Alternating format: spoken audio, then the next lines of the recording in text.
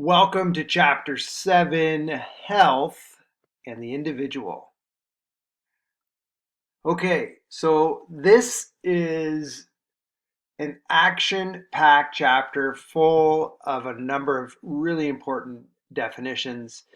We're going to discuss the key concepts of health, what is wellness, illness, disease, and disability, explain the main models of health, discuss changing perceptions of health, examine the psychology of health behavior, describe the wellness illness continuum in the impact of self imposed risk behaviors, and then finally, summarize the changing trends related to the leading causes of morbidity and mortality, all in a Canadian context. Here we go. Okay, so what is health? So the World Health Organization in 1948 defined it as a complete state of physical, mental, and social well-being. And it wasn't just the absence of disease, right? It was the fact that you had physical, mental, and social well-being. And then in 1986, they expanded it and they added the ability to identify and to realize aspirations, to satisfy needs, and to change or cope with the environment. Health is a positive concept, emphasizing social and personal resources as well as physical capabilities. Man, oh man, it sounds great to be healthy, right? If you have all of those things in the expanded concept of health, I feel like you're doing okay. What's wellness?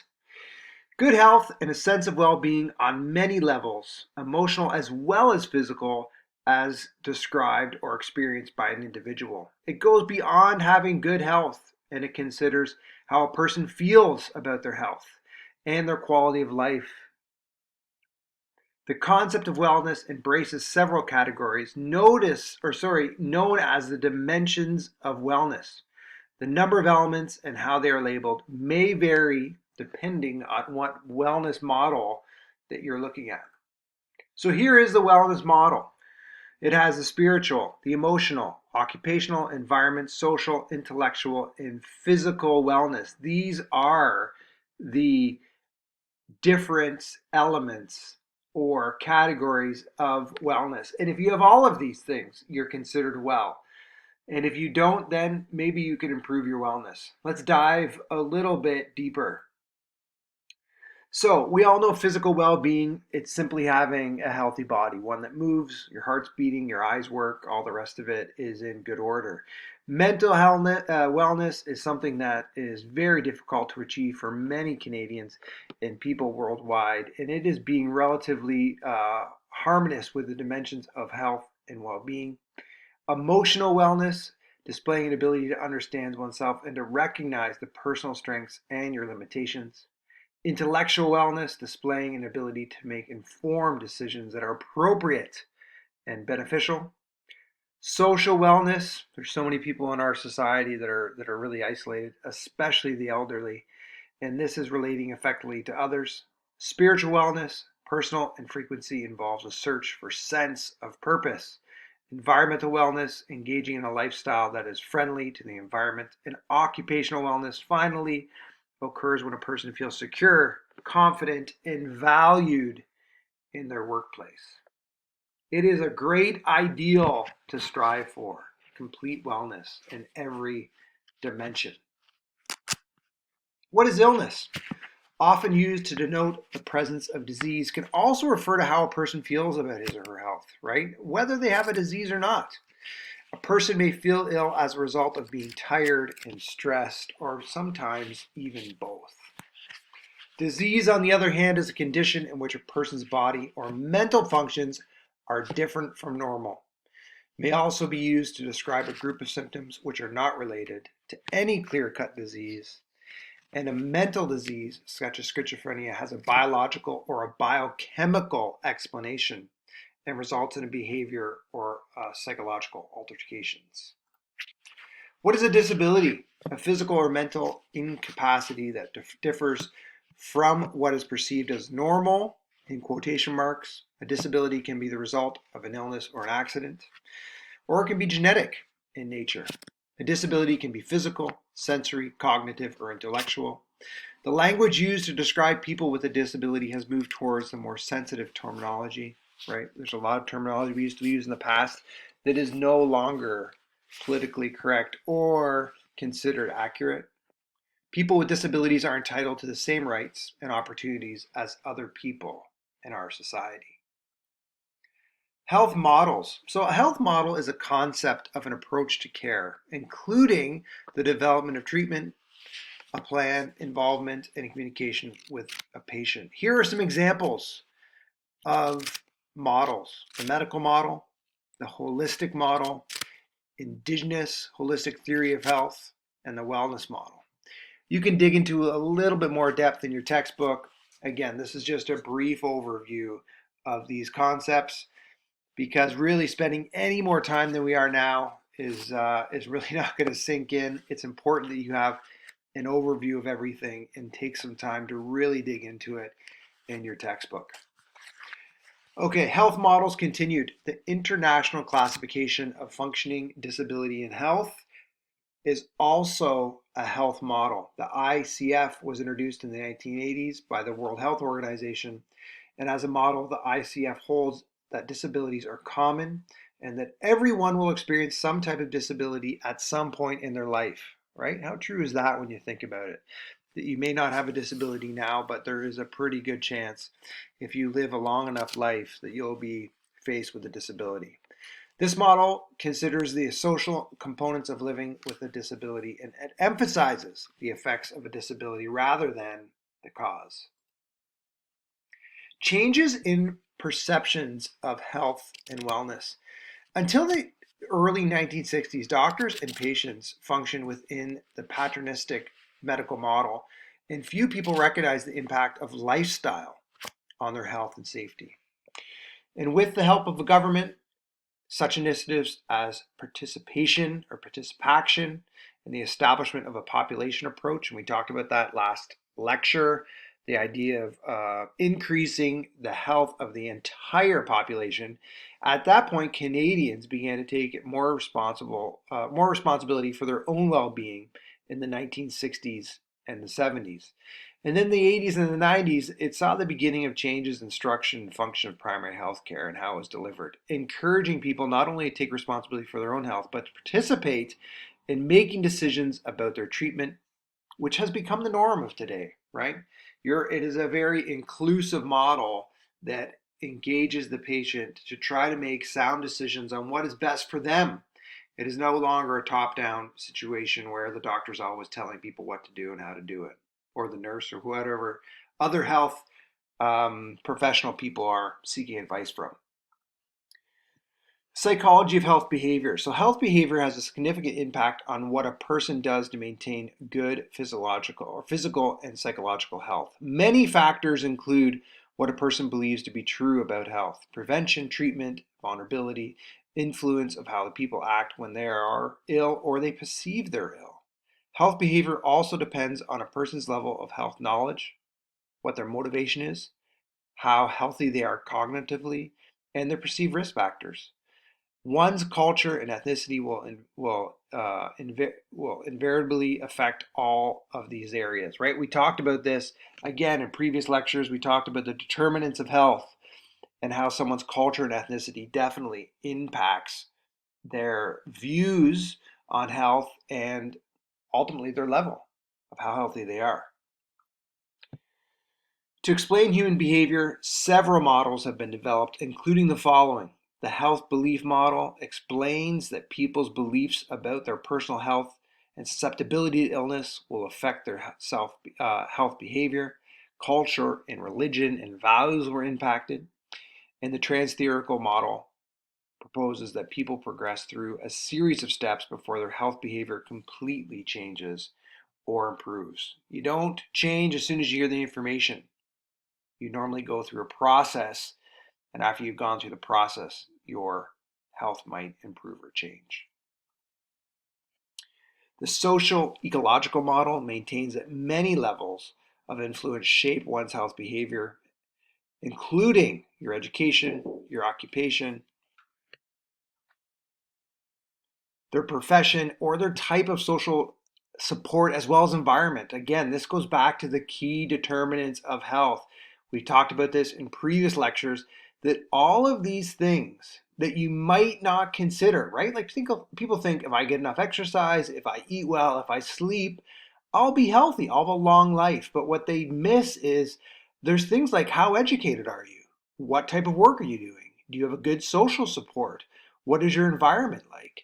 What public policies and what type of access do you have to healthcare? All of these things can impact um, people's behavior and how they relate to their health. The protection motivation theory asserts that self preservation is what motivates a person to change his or her health. Fear of illness, physical decline, physical disability, mental health problems, or even death can encourage people to change their behaviors. Sometimes, right? Sometimes it doesn't. Sometimes even those things does not sway people to begin to live a more healthy lifestyle. And a person's actions finally depend on how severe he or she perceives the threat, right?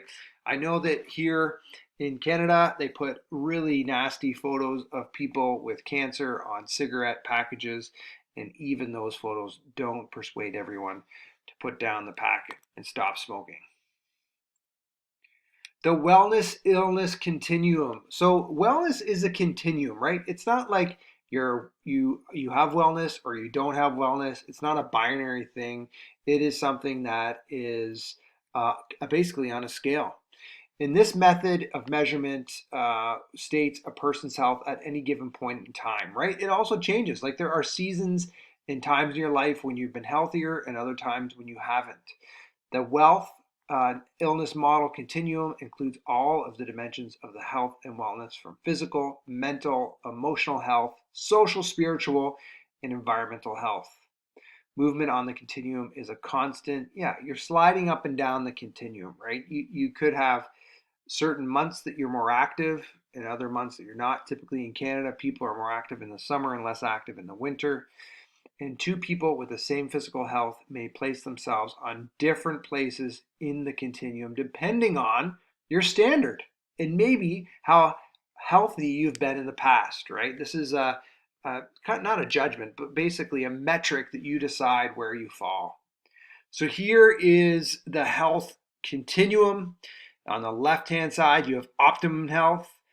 And on the right hand side, you have poor health and death finally. And right in the middle, you're kind of managing, right? And no direction of movement of person's back and forth health towards deteriorating health or better health, right? You can slide either way, up or down that scale. And you will throughout your life. Like this is the thing that we all have to face. At some point, we're all going to be in bad health and be closer to the right side of this continuum. Sick role behavior. When a person or people are ill, their behaviors, roles, and attitudes change. The stress of being ill can alter people's perceptions and the way they interact with others, and a person's illness can also influence the behavior of those associating with him or her. The majority of people respond to their illness in an adaptive manner, meaning that people quickly adapt to the new normal and are able to continue their life, maybe not in the same way, but they are able to make certain modifications and still, with a lot of diseases and illnesses, live a pretty full life. Sick role behavior may be affected by the setting. Hospitalization is most likely to affect how a person responds to their illness because they're being removed from their home and their community. And people do very well when they're at home and they have support coming in as opposed to being in a hospital.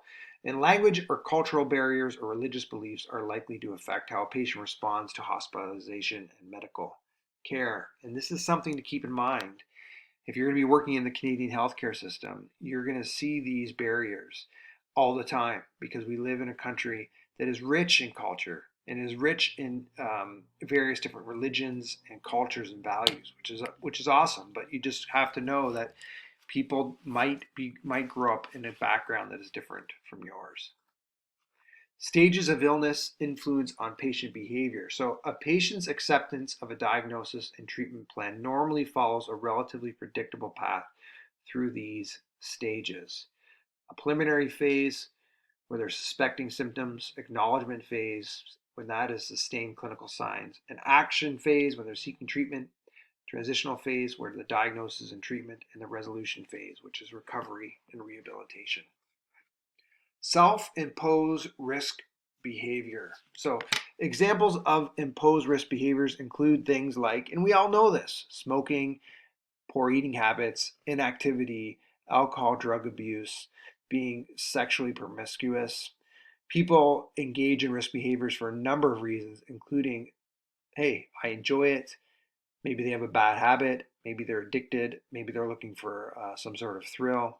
And health promotion and illness prevention initiatives aim to reduce risk behavior, to ease the financial burden of the healthcare system, and to promote the health of all Canadians. Okay, this is really interesting, these next couple slides, because you may be surprised by some of these numbers, but the life expectancy for Canadians, it continues to get better and it continues to rise. So based on 2014 numbers, if you're a male living in Canada, you can expect to live to about 80, just a few months shy of 80. And if you're a woman, you can expect to live to your 83. Amongst Indigenous populations and Inuit populations, they have the lowest projected life expectancy. And life expectancy for Canadians and Indigenous populations has increased by only 2 years in the last 20. So it's been abysmal. Even though there's been all sorts of advances in health and healthcare, they haven't seen many results in terms of life expectancy increases. Canadians' national infant mortality rate has declined over the last several decades, but not as fast as the rate of other developed nations. That's really interesting. The leading causes of death in Canada. If you're a baby, it's congenital abnormalities for infants, accidents if you're between ages of 1 and 34, and if you're between 15 and 24, accident, suicide, homicide, cancer for everyone who's between 35 and 84. And if you make it all the way past 84, you're probably going to die because your heart gives out, heart disease there. So here's a diagram that breaks them down. Look at how big cancer is. Heart disease is another big one. And then a whole bunch of things another. So cancer. 1 in 2 Canadians are expected to develop cancer in their lifetime. Wow, even a 50% chance. The incidence of different types of cancer is influenced by such things as your behavior, your environment, your social economic factors, education, health promotion and access to cancer medical services, and cancer screening, obviously. Lung cancer remains the leading cause of all cancers. Interesting. Breast cancer is the second leading, and prostate cancer is the most common for men. Cardiovascular disease, which was number 2. This is a disease that affects the heart and the vascular system, the blood vessels. It is the second leading cause. Cardiovascular disease is responsible for almost 29% of Canadians' deaths. Wow. Primary risk factors include smoking, high blood pressure, cholesterol, inactivity, obesity, and unfortunately, the one health determinant none of us can do anything about, genetics. Population health initiatives on the part of both the federal and provincial government have contributed to lower mortality rates from heart disease and a healthier lifestyle. Cerebral vascular disease, interesting, includes a number of conditions that affect the flow of blood to the brain. The most serious is a stroke. Oh, we've all heard of strokes. Stroke is a leading cause of adult disability. It's the third leading cause of death and is the most common in women, more common in women than men. 9 in 10 Canadians have at least one risk factor for stroke. The risk factors are the same as heart disease that we went through in the previous slide. And health disease and stroke together are the leading cause of hospitalization in Canada and cost the economy $20 billion a year. I'm hoping you found that information useful, that you will take the time to read the summary and hopefully the entire chapter as well as do the quiz. This has been the health of the individual, a number of definitions, as well as part that I found really interesting. What are the leading causes of death and how do you prevent it? Okay, as always, any questions, don't hesitate to reach out and have yourself a great rest of the day.